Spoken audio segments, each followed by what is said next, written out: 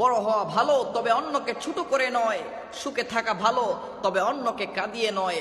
একটা কথা মনে রাখবেন, যেই বাতাসে বড় বড় গাছগুলাকে উপড়ে ফেলে দেয়, সেই বাতাসেই কিন্তু ছোট্ট ছোট্ট ঘাসেরা মনের আনন্দে দুল খেতে থাকে। প্রিয় বন্ধুরা আমার, আল্লাহর দরবার থেকে কখনোই নিরাশ হওয়া যাবে না। সূর্যের প্রথম কিরণটা এসে যেমন রাজার প্রাসাদের উপরটা আলোকিত করে, ঠিক তেমনি এই সূর্যের প্রথম কিরণটা এসে গরিবের ভাঙা কুটিরটাও আলোকিত করে। আল্লাহ পাক রব্বুল আলামিনের দরবার থেকে কখনোই নিরাশ হওয়া যাবে না। আর প্রথমে যেই কথাটা বলেছিলাম, আল্লাহ পাক রব্বুল আলামিন আমাদেরকে কি উদ্দেশ্যে সৃষ্টি করেছেন ভোলা যাবে না। আমরা তো বেখবর হয়ে গেছি। আল্লাহ বলছেন, ওমা খালাকতুল জিন্না ওয়াল ইনসা ইল্লা লিয়াবুদুন, আমি জিন এবং মানুষকে সৃষ্টি করেছি একমাত্র আমি আল্লাহর ইবাদতের জন্য, আমি আল্লাহর ইবাদতের জন্য।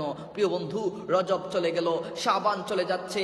আমরা নিজেকে এখনো আমরা এই অফারের মাস পেয়েও আমরা নিজেকে পরিবর্তন করতে পারি নাই।